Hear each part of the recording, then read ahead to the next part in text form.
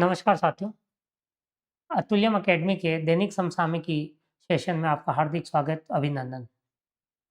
हम शुरू करते हैं आज की मुख्य खबरों से। विज्ञान और स्वास्थ्य की यदि हम बात करें, तो कण भौतिकी से जुड़े महान वैज्ञानिक फ्रांसवा एल्बर्ट का आज निधन हो गया। वैज्ञानिक जगत में ये एक बहुत बड़ी क्षति है। फ्रांसवा एल्बर्ट का निधन हो गया है। ये किससे जुड़े हुए थे? कण भौतिकी से जुड़े हुए थे। टेप्लीजुबेम को एनएचएस उपयोग हेतु स्वीकृति जारी कर दी गई है। ये किसके काम आएगी? टाइप 1 मधुमेह डायबिटीज बीमारी के रोकथाम के लिए ये काम आएगी। यदि हम राष्ट्रीय घटनाक्रम की बात करें, तो ब्रिक्स अंतरिक्ष एजेंसियों के प्रमुखों की जो बैठक है वो बेंगलुरु में अंतरिक्ष सहयोग हेतु आयोजित की गई। चेन्नई पेट्रोलियम कॉर्पोरेशन सीपीसीएल को मिनी रत्न श्रेणी 1 से नवरत्न का दर्जा दिया गया। चेन्नई पेट्रोलियम कॉर्पोरेशन सीपीसीएल को मिनी रत्न से आगे बढ़ाकर नवरत्न का दर्जा दिया गया। भारत का प्रथम उच्च ऊंचाई पुष्प क्षेत्र लद्दाख में विकसित किया जा रहा है। कहाँ विकसित किया जा रहा है? लद्दाख में विकसित किया जा रहा है। बुद्ध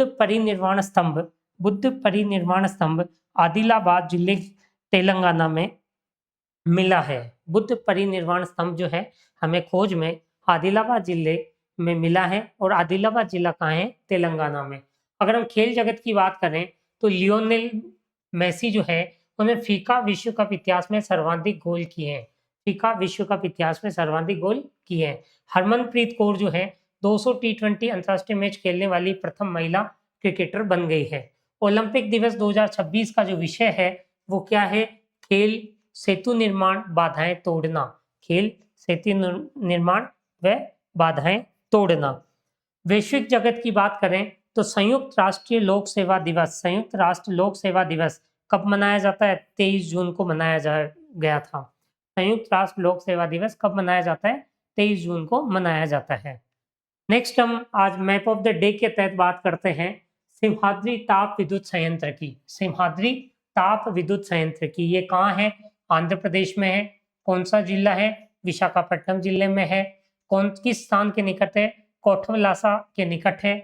इस सिमहाद्री ताप विद्युत जो संयंत्र है उसको जल की आपूर्ति कहाँ से होती है?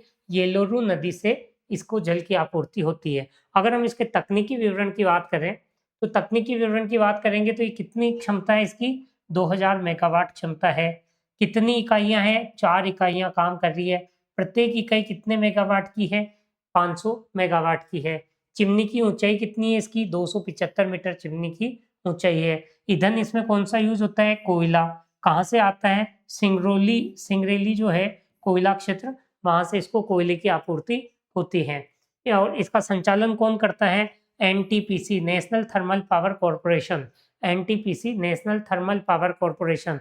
और किस स्थान पर है? ये स्थान है कहाँ है? आंध्र प्रदेश में। कौन से जिले में है? विशाखापट्टनम में। विशाखापट्टनम जिले में है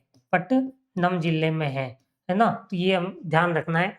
महत्व क्या है इसका? आंध्र, तेलंगाना व दक्षिणी राज्यों को क्या करता है? बिजली की आपूर्ति सुनिश्चित की जाती है। दक्षिणी ग्रिड की स्थिरता और औद्योगिक विकास में यह महत्वपूर्ण योगदान देता है। नेक्स्ट हम बात करते हैं वर्ल्ड के संदर्भ में मैप ऑफ द डे। तो आज हमने लिया है नियाग्रा जलप्रपात। कौन सा स्थान लिया? नियाग्रा जलप्रपात। सभी जानते हैं नियाग्रा जलप्रपात की स्थिति कहाँ है? नियाग्रा जलप्रपात कहाँ है? उत्तरी अमेरिका महाद्वीप में कनाडा में जो ओंटारियो लेक है, ये है लेक कौन सी? ओंटारियो। और यूएसए में कौन सा है? न्यूयॉर्क की सीमा के बीच। तो ओंटारियो और ईरी, ये जो झील क्षेत्र है उनके यहाँ नियाग्रा फॉल है। और ये जो नियाग्रा फॉल है, ये नियाग्रा फॉल उत्तरी अमेरिका महाद्वीप में कनाडा, ओंटारियो और न्यूयॉर्क की जो सीमा है उस स्थान पर ये स्थित है, अर्थात कनाडा और यूएसए की सीमा पर है। इसकी जो चौड़ाई है नियाग्रा फॉल की वो है 1207 मीटर। चौड़ाई कितनी है? 1207 मीटर। ये क्या है? चौड़ा है। और इसकी जो ऊंचाई है वो कितनी है? 51 मीटर। इसकी ऊंचाई कितनी है? 51 मीटर। इसको हम अगर फीट में करते हैं तो कितना होता है 167 फीट। 167 फीट फीट में बात करते हैं तो कितना होता है 167 फीट। इसका जो औसत जल प्रवाह है वो कितना है 2400 घन मीटर प्रति सेकंड। 2400 घन मीटर प्रति सेकंड। इसकी चौड़ाई जो है उस चौड़ाई में हमें 3 भाग मिलते हैं। 3 भाग में कौन सा है? पहला भाग है हॉर्स शो फाल जो है वो एक चौड़ा भाग है, दूसरा अमेरिकन फाल के रूप में है और तीसरा बिडेल वैली फाल के रूप में है। तो ये जो नियाग्रा फाल है इसके 3 भाग हैं। इसकी जो चौड़ाई है वो कितनी है 1207 मीटर है, जिसमें 3 ऐसे वाटरफॉल मिलते हैं। एक को हॉर्स शो फॉल कहा जाता है, दूसरा अमेरिकन फॉल के नाम से जाना जाता है और तीसरा बिडेल वैली फॉल वेल फॉल के नाम से जाना जाता है। इसका निर्माण कब हुआ था? 12,000 वर्ष पूर्व। निर्माण कब हुआ था? 12,000 वर्ष पूर्व। जल विद्युत उत्पादन का ये क्या है? बड़ा स्रोत है और 7 natural wonders of north America में ये शामिल है। 7 natural wonders of north America में ये शामिल है। तो आज हमने देख रहे हैं मैप ऑफ द डे के तहत हमने इंडिया में कौन से मैप की प्लांट की बात करी। इंडिया में हमने बात करी सिम्हाद्री ताप विद्युत संयंत्र की, जो कहाँ है? आंध्र प्रदेश में है। और मैप ऑफ द वर्ल्ड के तहत हम किसकी बात कर रहे हैं? नियाग्रा फॉल की बात कर रहे हैं। और नियाग्रा जो फॉल है उसका जो नदी प्रवाह है वो क्या है? नियाग्रा नदी है। लेक इरी से लेक ओंटारियो की ओर, लेक इरी से लेक ओंटारियो की ओर इसका प्रवाह है। लेक इरी से लेक ओंटारियो की ओर इसका प्रवाह है। नेक्स्ट हम बात करते हैं, देखिए कॉन्सेप्ट ऑफ डे में WEF energy transition index, WEF energy transition index जिसे क्या कहा जाता है? ETI 2026। तो ETI 2026 जो है उसमें भारत का जो स्तर है, भारत की स्थिति है उसकी हम बात करते हैं। तो भारत की रैंक कौन सी है? 70वां स्थान है। भारत का कौन सा स्थान है? एनर्जी ट्रांजिशन इंडेक्स में भारत का 70वां स्थान है। पिछले वर्ष की तुलना में ये 1.9% स्कोर में वृद्धि हुई। कुल कितने देश हैं इसमें शामिल? 120 देश। कुल 120 देशों में भारत का जो स्थान है वो 70वां स्थान है। उपलब्धि की बात करें तो नवीनीकरण ऊर्जा में 13 लाख अर्थात 1.3 रोजगार सृजन, 13 लाख 1.3 मिलियन सृजन की यहाँ उपलब्धि है। जल विद्युत क्षेत्र में ये सबसे अधिक वृद्धि है। अब ये देखिए कि जो G20 के जो 6 देश हैं, G20 के 6 देश हैं वो शीर्ष 20 में है। शीर्ष 20 में जर्मनी कौन से स्थान पर है? 9वें स्थान पर। फ्रांस कौन से स्थान पर है? 10वें स्थान पर। यूनाइटेड किंगडम 11वें स्थान पर। सिंगापुर 42वें स्थान पर। प्रथम स्थान की बात करें तो इसमें प्रथम स्थान किसका है? स्वीडन का। दूसरा स्थान किसका है? फिनलैंड का। और तीसरा स्थान किसका है? डेनमार्क का। तो जो WEF एनर्जी ट्रांजिशन इंडेक्स है उसमें प्रथम स्थान किसका है? स्वीडन का, दूसरा फिनलैंड का, तीसरा डेनमार्क का। ये सूचकांक जो है इसको प्रकाशित कौन करता है? विश्व आर्थिक मंच WEF इसको प्रकाशित करता है। और वैश्विक ऊर्जा निवेश की जो बात कर रहे हैं तो कितना है? 3.3 trillion American dollar. 3.3 American dollar. इसके जो 120 देशों के 44 संकेतकों पर इसका मूल्यांकन हम करते हैं उसमें 3 मुख्य जो इसके भाग हैं वो कौन से हैं? ऊर्जा सुरक्षा पहला, दूसरा पर्यावरणीय स्थिरता और तीसरा ऊर्जा समानता। अर्थात हम ऊर्जा सुरक्षा पर इसका मूल्यांकन करते हैं, पर्यावरणीय स्थिरता और ऊर्जा समानता। इन 3 कैटेगरी में कुल जो संकेतक हैं वो कितने हैं? 44 संकेतक हैं। और भारत की इसमें 2026 में जो रैंक है वो कितनी सी है? 70वीं रैंक है। नेक्स्ट हम बात करते हैं, ये जो हमने बात करी वही वाली सीट है ये। नेक्स्ट हम बात करते हैं ब्रिक्स के बारे में। ब्रिक्स जो है अभी चूंकि हाल ही में 22-23 को ब्रिक्स का दिल्ली में सम्मेलन हुआ था, जिसमें मुख्य रूप से वो जो ब्रिक्स सम्मेलन था उसमें जो राष्ट्रीय सुरक्षा सलाहकार है उन्होंने भाग लिया था। और राष्ट्रीय सुरक्षा सलाहकार उसकी अध्यक्षता जो की गई थी वो भारत के द्वारा की गई थी। मेजबानी और अध्यक्षता अजीत डोभाल जी ने की थी। 23 और 24 को इसका जो आगामी ब्रिक्स का जो सम्मेलन था वो कहाँ आयोजित किया गया था? बेंगलुरु में आयोजित अभी किया गया था। ब्रिक्स जो है, ब्रिक्स का पहली बार अनौपचारिक संवाद कब प्रारंभ हुआ था? 2006 में। अर्थात ब्रिक्स का जो विचार आया था वो अनौपचारिक संवाद कब प्रारंभ हुआ? 2006 में। 2009 में इसका पहला शिखर सम्मेलन हुआ था, पहला शिखर सम्मेलन आयोजित हुआ था और ये कहाँ हुआ था? येकेटेरिनबर्ग में। कहाँ हुआ था? येकेटेरिनबर्ग में। 2010 में दक्षिण अफ्रीका इसमें शामिल हो गया था और जब दक्षिण अफ्रीका इसमें शामिल हो गया तो ब्रिक्स का पूर्ण गठन पूर्ण हुआ था 2010 में। अब जो ब्रिक्स में पूर्ण पहले जो कंट्रीज थे वो कौन-कौन से थे? तो रूस था इसमें, चीन था, रूस, चीन, भारत था और ब्राजील। ये 4 देश मिलकर 2006 में ब्रिक्स की अनौपचारिक संवाद के रूप में चर्चा करते हैं। 2009 में इसे परिणति के रूप में मूर्त रूप देते हैं और 2010 में इसमें कौन जुड़ जाता है? दक्षिणी अफ्रीका जुड़ जाता है। तो ये दक्षिणी अफ्रीका जुड़कर इसमें कुल जो है ये 5 राष्ट्र ब्रिक्स की पूर्ण गठन को अर्थात ये इसके मुख्य स्थापनाकर्ता देश थे। 2023 की बात करें तो इसका जो 15वां शिखर सम्मेलन है वो 2023 में कहाँ हुआ था? जोहान्सबर्ग में। और ये जो सम्मेलन था ये ऐतिहासिक विस्तार के रूप में जाना जाता है। ये किस लिए जाना जाता है? ऐतिहासिक विस्तार के रूप में जाना जाता है। अब अगर हम ब्रिक्स की बात करें कि ब्रिक्स जो है वो विश्व के संदर्भ में 42% जनसंख्या धारण करता है। ब्रिक्स जो है वो विश्व के संदर्भ में कितनी परसेंट जनसंख्या रखता है? 42%। ये वैश्विक जीडीपी का कितना प्रतिशत हिस्सा है? 23% हिस्सा धारण करता है। वैश्विक जीडीपी का 23% हिस्सा धारण करता है। वैश्विक भू क्षेत्र का 30% हिस्सा धारण करता है। अर्थात ये एक बहुत बड़ा संगठन है जहाँ 42% जनसंख्या, वैश्विक जीडीपी का 23% हिस्सा और भू क्षेत्र का लगभग 30% भूभाग। इसकी जो इंस्टीट्यूशनल संस्थाएं हैं, जो इसकी प्रमुख संस्थाएं हैं वो 3 है। एक है एनडीबी, नेशनल डेवलपमेंट बैंक है, इसका मुख्यालय कहाँ है? संघाई में है। एनडीबी इसका मुख्यालय संघाई में है। सीआरए जो कंटिजेंस रिजर्व अरेंजमेंट है, जो किसी देश में इनके जो संस्थापक देश हैं, सहयोगी देश हैं, इनमें कोई समस्या आ जाती है तो उसके समाधान के लिए कंटिजेंसी रिजर्व अरेंजमेंट जो है वो एक संस्था है। और ब्रिक्स बिजनेस काउंसिल जो है और थिंक टैंक काउंसिल जो है बीटीटीसी, ये 3 मुख्य इसकी संस्थाएं हैं। BRICS business council and think tank council जो है बीटीटीसी, तो 3 इसकी संस्थाएं हैं। नेक्स्ट हम बात करते हैं सिग्निफिकेंस ऑफ द डे 25 जून। तो 25 जून को किस रूप में मनाया जाता है? संविधान हत्या दिवस के रूप में। 25 जून 1975 को ही पीएम इंदिरा गांधी की सरकार द्वारा राष्ट्रीय आपातकाल लागू किया गया था। राष्ट्रीय आपातकाल लागू किया गया था और भारतीय लोकतंत्र और संविधान के इतिहास का ये सबसे काला अध्याय माना जाता है। तो इसे हम संविधान हत्या दिवस के रूप में भारत में मनाते हैं। 1935 में 25 जून को कोलंबिया और सोवियत संघ के राजनीतिक संबंध स्थापित हुए थे। 1938 में 25 जून को डॉक्टर डगलस हाइड आयरलैंड के पहले प्रधान राष्ट्रपति नियुक्त हुए थे। 25 जून 1940 को नाजी जर्मनी और फ्रांस में युद्ध विराम संधि लागू हुई थी।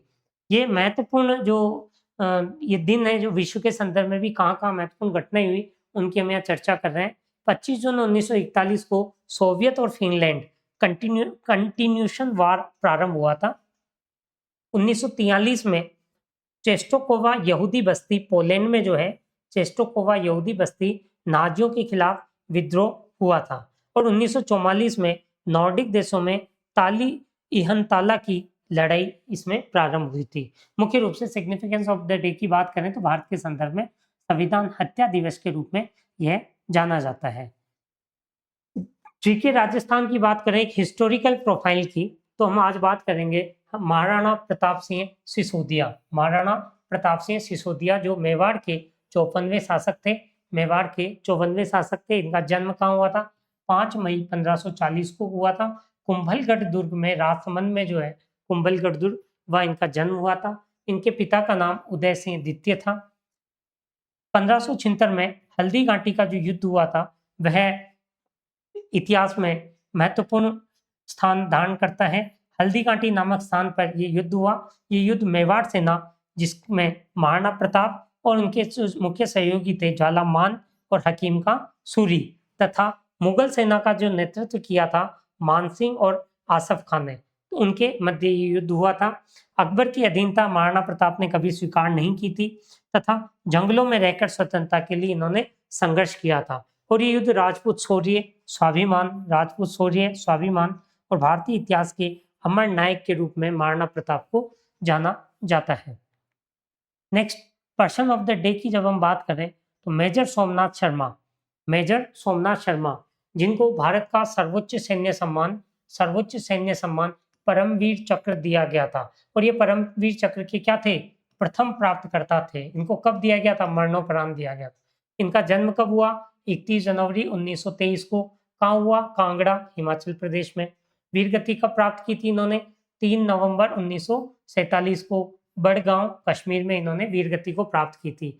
और इनकी जो वीरता की गाथा है उसकी हम बात करें तो 1947 में भारत पाक युद्ध की जो विभाजन का समय था, उस समय बड़गांव में 100 सैनिकों के साथ 500-700 दुश्मन कबायलियों का इन्होंने सामना किया था। बाएं हाथ पर प्लास्टर होने के बावजूद खुले मैदान में अदम्य साहस और नेतृत्व का इन्होंने परिचय दिया था। और अंतिम जो इनके स्टेटमेंट थे वो ये थे कि दुश्मन 50 गज की दूरी पर है और हम अंतिम गोली और जवान तक लड़ते रहेंगे। ये इनके अंतिम शब्द थे। नेक्स्ट हम बात करते हैं बुक ऑफ द डे की। तो बुक ऑफ द डे जो है उसमें आज हमने लिया द आइडिया ऑफ डेमोक्रेसी, जो बुक पब्लिश हुई थी 2024 में। इसका विषय था 21वीं सदी में लोकतंत्र का भविष्य। 21वीं सदी में लोकतंत्र का भविष्य। इसके लेखक थे सैम पित्रोदा। इसके लेखक कौन है? सैम पित्रोदा। इसकी जो मुख्य थीम है वो क्या है? सुशासन, सामाजिक न्याय और डिजिटल लोकतंत्र। सुशासन, सामाजिक न्याय और डिजिटल लोकतंत्र। ये किस परिप्रेक्ष्य में लिखी गई? भारत और विश्व की लोकतांत्रिक व्यवस्थाओं का इसमें विश्लेषण किया गया। भारतीय इन्हें सैम पित्रोदा को किस रूप में जाना जाता है? ये भारतीय आविष्कारक, उद्यमी और 1980 के दशक की दूरसंचार क्रांति के प्रमुख सूत्रधार के रूप में इन्हें जाना जाता है। विज्ञान, प्रौद्योगिकी और नवाचार में सरकार के पूर्व सलाहकार ये रहे थे। इनकी अन्य कृतियों की बात करें तो ड्रीमिंग बिग 2015 है और रीडिजाइन वर्ल्ड 2021 है। इनकी दो अन्य कृतियां हैं, रीडिजाइन वर्ल्ड 2021। नेक्स्ट हम बात करते हैं कि हम 60 सेकंड में प्रमुख समाचारों को एक बार रिकॉल करते हैं। अंतर्राष्ट्रीय अंतरिक्ष कूटनीति में बेंगलोर में ब्रिक्स अंतरिक्ष एजेंसियों की बैठक आयोजित की गई, जिसमें अंतरिक्ष सहयोग और डेटा साझाकरण को बढ़ावा देने पर जोर दिया गया। खेल इतिहास की बात करें तो लियोनेल मेसी फीफा विश्व कप इतिहास में सर्वाधिक गोल करने वाले खिलाड़ी के रूप में इनका रिकॉर्ड दर्ज हुआ है। चिकित्सा विज्ञान में हम बात करें तो टाइप 1 डायबिटीज रोग के लिए उसको रोकने के लिए इम्यूनोथेरेपी की पहली टैबलेट टेफ्लिजुबेम को स्वीकृति जारी की गई। संस्कृति की बात करें तो तेलंगाना के आदिलाबाद जिले में बुद्ध परिनिर्वाण स्तंभ की प्राप्ति हुई है। यह एक पुरातात्विक महत्वपूर्ण खोज है। पर्यावरण की बात करें तो लद्दाख में भारत का प्रथम उच्च पुष्प क्षेत्र विकसित हो रहा है। उच्च हिमालयी वनस्पतियों का संरक्षण और संवर्धन को बढ़ावा मिलेगा। राष्ट्रीय सम्मान की बात करें तो राष्ट्रपति द्रौपदी मुर्मू द्वारा 65 पद्म पुरस्कार प्रदान किए गए। कुल 131 पुरस्कार इसमें विभिन्न क्षेत्रों में योगदान के लिए दिए गए। पद्म पुरस्कारों की अगर हम बात करें तो जो 2026 के कुल पुरस्कार हैं वो 131, 2 विभूषण, पद्म विभूषण, 7 भूषण और 56 पद्म श्री। यूएन लोक सेवा दिवस 23 जून को मनाया गया। लोक सेवा के मूल्य और योगदान के उत्सव के रूप में इसे मनाया जाता है। और सैम पित्रोदा द्वारा लिखित द आइडिया ऑफ डेमोक्रेसी 2024 लोकतंत्र के भविष्य और चुनौतियों पर विचारशील अंतर्दृष्टि की आज हमने इसमें बात की। नेक्स्ट हम बात करते हैं भारत के सॉलिसिटर जनरल की। तो तुषार मेहता को 3 साल के लिए भारत के सॉलिसिटर जनरल के रूप में नियुक्त किया गया। हम ये देखते हैं अटॉर्नी जनरल बनाम सॉलिसिटर जनरल। तो अटॉर्नी जनरल जो है वो संवैधानिक पद होता है, अनुच्छेद 76 के तहत इसकी स्थिति है।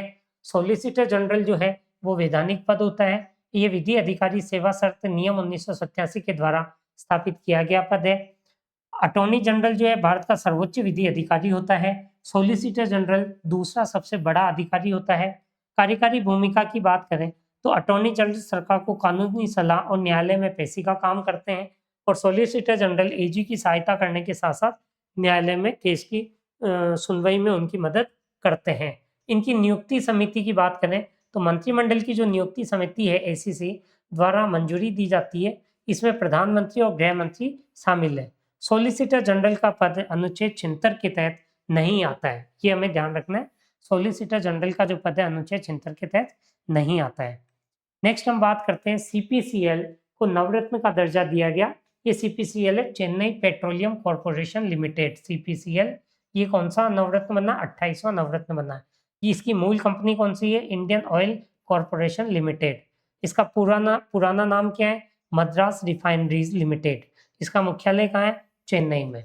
ये बात ध्यान रखनी है। तो पीएसयू की जो श्रेणी है वो क्या होती है? पहले मिनी रत्न श्रेणी सेकंड होती है, फिर मिनी रत्न श्रेणी फर्स्ट होती है, फिर नवरत्न होती है और नवरत्न के बाद जो शीर्ष पर होती है वो महारत्न होती है। तो जो पब्लिक सेक्टर्स की जो कंपनी है उनका एक क्रम श्रेणी है। सबसे पहले मिनी रत्न द्वितीय, तो जो हमारी सीपीसीएल है उसे मिनी रत्न श्रेणी प्रथम से निकालकर नवरत्न का दर्जा दिया गया। नवरत्न का दर्जा दिया गया। और दर्जा कौन देता है? वित्त मंत्रालय के अधीन सार्वजनिक उद्यम विभाग, सार्वजनिक उद्यम विभाग जो है वो इसका दर्जा देता है। नेक्स्ट हम इंफ्रास्ट्रक्चर संबंधित बात करें तो परिवहन अर्थशास्त्र केंद्र की स्थापना की गई। इसका नाम क्या रखा गया? CTML, centre for economics of transportation mobility and logistics, New Delhi इसका मुख्यालय रखा गया है। Centre for economics of transportation mobility and logistic, मुख्यालय कहाँ रखा गया है? नई दिल्ली में। इसके मुख्य काम क्या क्या हैं? तो टोल नीति, एसेट मुद्रीकरण, मॉडल एकीकरण और राष्ट्रीय राजमार्ग अर्थशास्त्र, ये 4 इसके मुख्य काम रहेंगे। और ये क्या है? एनएचएआई 1998 में जो गठन हुआ, 88 में गठित हुआ था, सड़क परिवहन और राजमार्ग मंत्रालय के तहत ही काम करता है। क्या करता है? भारत में राजमार्गों का विकास करने का काम करता है, उसके साथ ही जुड़ा रहेगा। एनसीएईआर जो 1956 में भारत का सबसे पुराना स्वतंत्र आर्थिक नीति अनुसंधान थिंक टैंक है, जिसका मुख्यालय नई दिल्ली में, इन दोनों को जोड़कर एक नया centre for economics of transportation mobility and logistic बनाया गया। इसका हेडक्वार्टर भी दिल्ली रखा गया है। नेक्स्ट हम बात करते हैं कॉर्पोरेट और शासन अपडेट के संदर्भ में। तो मेटा ने भारतीय फिनटेक कंपनी जो है CRED, उसके संस्थापक कौन है? कुणाल शाह। इससे 900 मिलियन अमेरिकन डॉलर का निवेश किया था। मेटा ने किस में निवेश किया है? भारतीय फिनटेक कंपनी CRED में 900 मिलियन अमेरिकी डॉलर का निवेश किया है। तो मेटा और CRED में एक निवेश समझौता हुआ है। दूसरा, केंद्रीय राज्य मंत्री पद से जॉर्ज कुरियन ने इस्तीफा दे दिया है। अनुच्छेद 75(5) के तहत मंत्री को 6 महीने के भीतर संसद, राज्यसभा या लोकसभा का सदस्य बनना अनिवार्य होता है। और इनकी राज्यसभा पद से इस्तीफा इसलिए दिया है क्योंकि इनकी जो सदस्यता है वो अब नहीं रही है। संजय कुमार जैन IRCTC मिनी रत्न श्रेणी फर्स्ट में IRCTC जो है के CMD पद पर थे, निजी कारणों से अपना इस्तीफा इन्होंने दे दिया है। संजय कुमार जैन जो IRCTC के CMD पद पर काम कर रहे थे, इन्होंने इस्तीफा दे दिया है। 25 जून संविधान हत्या दिवस के रूप में मनाया जाता है। नेक्स्ट हम बात करते हैं E20 इथेनॉल सम्मिश्रण कार्यक्रम की। E20 इथेनॉल सम्मिश्रण कार्यक्रम की।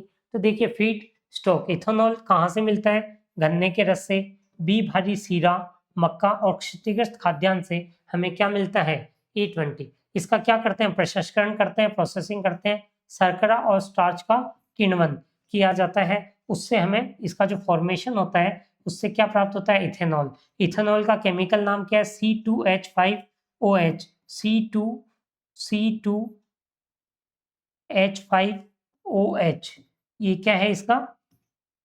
इथेनॉल का केमिकल नाम है। सम्मिश्रण, अगर इसकी ब्लेंडिंग की बात करेंगे तो E20 में 20% क्या होता है? इथेनॉल होता है और 80% क्या होता है? पेट्रोल होता है। तो E20 जो है उसमें 80% पेट्रोल में 20% इथेनॉल मिलाया जाता है। इथेनॉल कहाँ से बनता है? गन्ने के रस से, सीरा और क्षतिग्रस्त जो खाद्यान्न है, मक्का है, उनसे ये किण्वन क्रिया के द्वारा तैयार होता है। इसका आउटकम क्या आता है? आयात निर्भरता में कमी आती है, कम कार्बन उत्सर्जन होता है और किसानों की आय में भी वृद्धि होती है। सरकार ने इन दावों को खारिज करते हुए पुष्टि की है कि E20 पेट्रोल वैज्ञानिक रूप से मान्य है। सरकार ने बीच में कुछ दावे हुए आए थे कि E20 जो इथेनॉल मिश्रित पेट्रोल है, उससे वाहनों के इंजन खराब हो रहे हैं। उसका सरकार ने पूर्ण रूप से उन दावों को खारिज कर ये कहा है कि E20 पेट्रोल जो है वो वैज्ञानिक रूप से मान्य है, वाहनों को नुकसान नहीं पहुंचाता है। तो ये जो बात है कि इंजनों को इससे नुकसान होता है, उसको सरकार ने सिरे से खारिज कर दिया और ये कहा है कि इससे इंजन को कोई नुकसान नहीं होता है। E20 का 20% इथेनॉल और 80% पेट्रोल। ठीक है, ये मुख्य रूप से अभी बहुत ही महत्वपूर्ण ज्वलंत मुद्दा है। E20 एथेनॉल सम्मिश्रण कार्यक्रम जो है ऊर्जा नीति में एक महत्वपूर्ण कदम है। विज्ञान श्रद्धांजलि की बात करें तो फ्रांसवा एल्बर्ट, जिनका 1932 से 2026 का जीवन काल था, बेल्जियम के सैद्धांतिक भौतिक विज्ञानी थे। 93 वर्ष की आयु में इनका क्या हो गया? निधन हो गया। इन्हें 2013 में भौतिकी का नोबेल पुरस्कार मिला था। किसके साथ? पीटर हिग्स के साथ इनको भौतिकी का नोबेल पुरस्कार मिला था। और किसके लिए मिला था? Higgs boson, God particle, Higgs boson के लिए इनको मिला, ये पुरस्कार मिला था। हिग्स बोसोन जो है, प्रूट एल्बर्ट हिग्स तंत्र जो है, ये वह कण है जो ब्रह्मांड में अन्य सभी मौलिक कणों को द्रव्यमान प्रदान करता है। गॉड पार्टिकल जो है हिग्स बोसोन, ये ब्रह्मांड में अन्य सभी कणों को क्या करता है? मौलिक कण जो है उनको द्रव्यमान प्रदान करने का कार्य करता है। CERN और LHC, CERN और LHC जिन्होंने की बिग बैंग थ्योरी की पुष्टिकरण के लिए लार्ज हेड्रोन कोलाइडर द्वारा इन्होंने भी जो एक शोध कार्य किया था, उसमें 2012 में इस कण की प्रायोगिक रूप से क्या करी थी? पुष्टि करी थी। तो जो हिग्स बोसोन है, उसके खोजकर्ता के रूप में 2013 में भौतिकी का इनको क्या हुआ? नोबेल पुरस्कार मिला था। फ्रांसवा एल्बर्ट जो है, इनको किस में मिला था? कण भौतिकी में। और इसका LHC का जो पूर्ण रूप है वो क्या है? लार्ज हेड्रोन कोलाइडर, जो इसकी खोज कहाँ हुई? CERN जेनेवा में। जो CERN जेनेवा में ये बिग बैंग थ्योरी के ब्रह्मांड के निर्माण के संदर्भ में एक बड़ा शोध कार्य किया गया था, उसमें हमें ये इसकी जो है पुष्टि हुई थी 2012 में। कब हुई थी? 2012 में। तो इनका निधन हुआ था 2026 में अभी। वैश्विक और खेल परिदृश्य की बात करें तो लियोनेल मेसी की जो है वो प्रतिमा स्थापित की गई। कितने वजनी है? 70 टन वजनी है। 26 मीटर इसकी ऊंचाई है, अर्थात 85 फीट ऊंची है। स्थान कहाँ है? कत्रालको में। ये कहाँ है? अर्जेंटीना, पेंटागोनिया में, अर्जेंटीना में ये कत्रालको स्थान है। वहाँ इनकी लगाई गई थी। मूर्तिकार कौन है? Aldo Beroiza, Aldo Beroiza. Olympic दिवस 2026 कब मनाया गया? 23 जून को मनाया गया। थीम क्या थी? Sports building breaking barriers, sports building breaking और बैरियर्स। क्रिकेट रिकॉर्ड क्या है? हरमनप्रीत कौर ने जो है, हरमनप्रीत कौर क्या है? 200 T20 अंतरराष्ट्रीय मैच खेलने वाली दुनिया की पहली महिला क्रिकेटर ये बन गई है। अंतर्राष्ट्रीय संगठन की अगर हम बात करें तो उनकी जो मुख्यालय हैं, तो उनमें जिनेवा में जिन के मुख्यालय हैं वो है एक शरणार्थी उच्चायुक्त जिसका मुख्यालय जिनेवा में है। आपदा जोखिम न्यूनीकरण का मुख्यालय जिनेवा में है। दूरसंचार संघ का मुख्यालय कहाँ है? जेनेवा में है। व्यापार विकास सम्मेलन अंकटाड का मुख्यालय जेनेवा में है। रोम में किस किस के मुख्यालय हैं? कृषि विकास कोष का मुख्यालय रोम में है। विश्व खाद्य कार्यक्रम का मुख्यालय कहाँ है? रोम में है। यूरोप के अन्य शहरों की बात करें तो पेरिस फ्रांस में स्मारक स्थल परिषद का मुख्यालय है। ड्रग्स एंड क्राइम जो संस्था है उसका मुख्यालय वियना ऑस्ट्रिया में है। अंतर क्षेत्रीय अपराध संस्थान जो है उसका मुख्यालय ट्यूरिन इटली में है। पर्यटन संगठन का जो मुख्यालय है वो मैड्रिड स्पेन में है। अंतर्राष्ट्रीय न्यायालय का जो मुख्यालय है वो कहाँ है? हेग नीदरलैंड में है। वैश्विक ग्लोबल के जो चौथा क्लस्टर है उसकी बात करें तो पर्यावरण कार्यक्रम जो है उसका UNEP, उसका मुख्यालय कहाँ है? नैरोबी केन्या में है। विकास कार्यक्रम की बात करें UNDP की, तो UNDP का जो हेडक्वार्टर है वो है न्यूयॉर्क में। यूएसए में। नागरिक उड्डयन संस्थान का जो हेडक्वार्टर है वो है मॉन्ट्रियल कनाडा में। यूएनयू संयुक्त राष्ट्र विश्वविद्यालय की अगर हम बात करें तो इसका मुख्यालय टोक्यो जापान में। ये महत्वपूर्ण जो अंतर्राष्ट्रीय संगठन और उनके मुख्यालय की हमने इसमें बात की। अब हम रैपिड रिकॉल करते हैं। ब्रिक्स होसा 2026 बैठक का शहर कौन सा है? बेंगलोर है। फीफा विश्व कप इतिहास में सर्वाधिक गोल किसने किए? लियोनेल मेसी ने। फीफा विश्व कप इतिहास में सर्वाधिक गोल करने वाले लियोनेल मेसी। बुद्ध परिनिर्वाण स्तंभ कहाँ मिला था? किस जिले में मिला था? तो ये तेलंगाना के आदिलाबाद जिले में कब मिला था? 23 जून को मिला था। फ्रांसवा एलगर्ट का संबंध किस क्षेत्र से है? कण भौतिकी से। सीपीसीएल को कौन सा दर्जा दिया गया था? नवरत्न का दर्जा दिया गया था। टेप्लीजुमेब किस बीमारी के लिए स्वीकृत की गई थी? टाइप 1 डायबिटीज के लिए स्वीकृत की गई थी। यूएन लोक सेवा दिवस कब मनाया गया? 23 जून को। बुद्ध परिनिर्वाण स्थल किस जिले में? आदिलाबाद में इसका हमें प्राप्त हुआ है। ओलंपिक दिवस 2026 की थीम क्या थी? Sports building bridges. भारत का पहला उच्च ऊंचाई वाला पुल कौन सा है? पुल फूल बागान। भारत का पहला उच्च ऊंचाई फूल बागान कहाँ है? लद्दाख में है। और 200 टी20 मैच खेलने वाली पहली क्रिकेटर कौन है? हरमनप्रीत कौर। हरमनप्रीत कौर। तो मुख्य रूप से ये हमारे आज की जो कक्षा थी सामान्य अध्ययन से संबंधित वह पूरी होती है। साथियों, हमारे अतुल्यम अकेडमी ऐप पर आप हमारे सारे कोर्सेज ज्वाइन कर सकते हैं। साथ ही साथ हमारी जो मंथली मैगजीन है उसकी ई बुक फॉर्मेट में भी आपको वहाँ हमारे अतुल्यम अकेडमी ऐप पर मिल जाएगी। तो जो भी हमारे साथ निरंतर जुड़ना चाहते हैं ये जो कक्षाएं हैं वो आपके लिए लाभकारी रहेगी और इसलिए आप हमारे यूट्यूब चैनल के साथ भी जुड़कर अपनी तैयारी को एक नई दिशा प्रदान करें। धन्यवाद।